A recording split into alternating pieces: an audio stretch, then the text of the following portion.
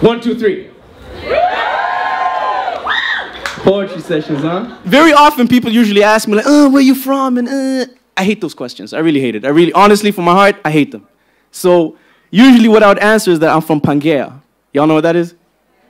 See, oh, you smart university kids. Anyway, for y'all who don't know, Pangea was basically like the supercontinent when everything was just mixed as one, because that's what we are. I'm tired of this racism, hate, bullshit. You color this, you color that. Trying to fix a life coming from a broke family isn't easy. Being outstanding became the result of insanity, abused by theological thoughts like confusion speaks. I mean, my confusion needs clarity. Mother Earth and the galaxy so high you float, I want to witness when the mother lands. Would it be off the coast of Mombasa, Maputo, Dar es Salaam, Brazzaville? Brothers, chill. Chilled using shillings to buy coconuts, watching monsoon winds hit their cranium like their dreams of freedom. Wanting to escape the prison island like the slaves who got shifted off. And what ticks me off is the mental poison that the people have inserted in their minds, like anything is better than this place. And who can blame them when Africa was the richest continent known to man before man wanted to become the richest man amongst man stole land, leaving the ones who got away from captivity captured in countries in need of aid. I mean, pain has a similar face and doesn't discriminate. If you're up north in Casablanca or looking for a date with a date in Lusaka.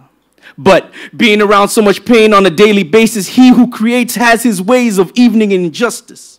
Not being dead and living on the paradise island of Zanzibar would make the angels of London jealous.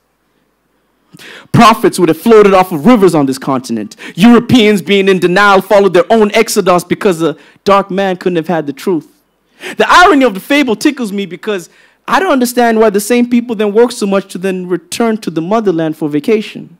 Natural vitamin D with fresh fruits boosts the youth to nourish the suppressed truth. Forget roots, family trees, a family forest, and the world's unity will be the immunity to life's problems. Learn from history, but preach of her return, her Geist, agape. Nothing is new under her, so cope with the phrases of what her son says. He speaks the truth. Whispers to the Jazani rainforest, to whomever rubbed the genie's bottle and wished to be put in one of the most beautiful places on this planet. Tell us. We whom witness to all the medals in Kinshasa, is it not our governmental state of mind that keeps us dumb? Smartphones won't call for help when we won't even call out on the people who are single-handedly destroying these countries. I mean, it's not like we don't know who they are. Ask around, the answers are the same, but we'd rather concentrate on festivals. Do what we can to celebrate. Lights get switched off well too often, but the joy of looking out for one another shines brighter than the northern star when it leads nomads through deserts. Sending your loved babies to countries unknown and hope for them to someday return and build on the foundation that created their whole perception about life.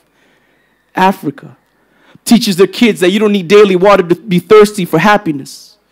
Africa teaches the communities that all raise your kid at the same time. Africa teaches you that you should knock on your neighbor's door for no reason when strolling in the area. Africa, Africa, Africa. No need to wander anymore, Dorothy. But you were right. There's simply no place like home. Thank you.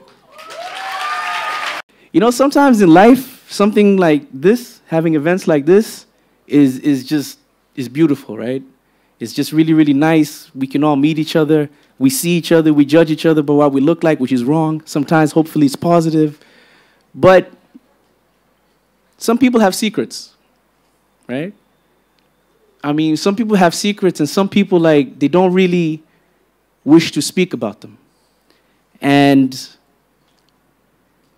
I'm happy that there's a scene like this that makes this next piece possible. It's called The Evil. This right here is not a regular poem. This right here is not a poem that I'm expecting you to feel good after reading.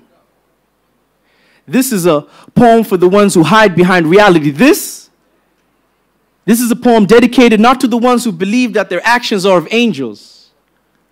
This right here, this is a poem for the evil that lives within some people that needs to be spoken of and addressed.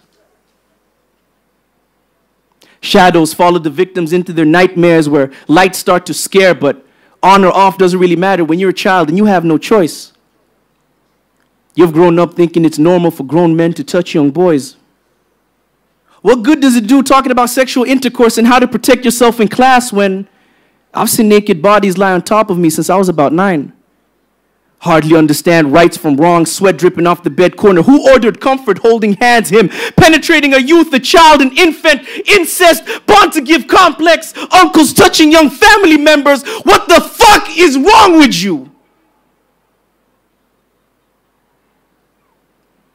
I don't get it. Nobody loved you as a youth. Answer me.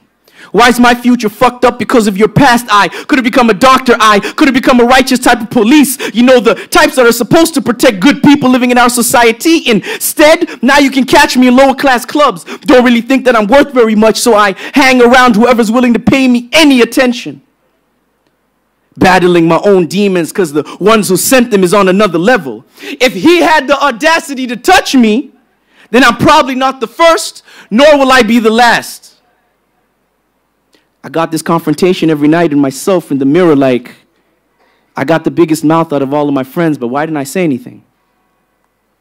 He used to say that to me too. A lot more than words can fit in that mouth. Friends weren't informed because who wants a friend who can't stand for himself? Every day became judgment day and I was on trial as an oppressor, even though I was the one being oppressed, pushed, living on the edge, but not in that exciting way. For who hides at the bottom of the canyon if not Goliath? And forget David's slingshot, this paper beats his rock, so this paper witnesses the shock of our reality. Like that's not enough. These kids fly overseas, or these people fly overseas to practice Gandhi's theory of nonviolence, and for rupees, Indian kids are being tempted to touch, tempted to touch, tempted to touch. The evil whispers and it creeps. TLC, the tender love and care was present, and I can swear that you can have your gift back. Don't give candy for strangers, but why do strangers offer it to kids? I mean, I once told this doctor that it makes me sick. I don't even have the patience needed. Needles conceded, options about meetings. The medicine is quarreling with my feelings, guaranteed to be floating on cloud 9. But in hell, I've already been. In fact, the contracts have already been signed for. You can go from summer to winter, and I guarantee that the wise will do nothing more than to keep watching. But you can't go back in time. You see, not in my mind. I don't mind looking you straight in the eye, because today I am but a ghost. I'm the child that commercials such as Ekpat speak about. Why are you freaking out? Does my voice disturb you? Does the truth bring creeps to your body? I used to have a body, dreaming about being somebody. Zygotic, loved the other half with bottles of hypnotic, half psychotic. My body was my temple, psychologically demolished, moved into Shaitan's house and turned it into my home. And even though I'm carrying the same secret that many in this room have, I'm still trying to rest in peace while our oppressors will remain unknown. So cold. I shiver when I speak. Now I am but your bitter conscience that wouldn't call for help. Ashamed. I saw what he did to you, and I'm sorry for not stopping him. Thank you.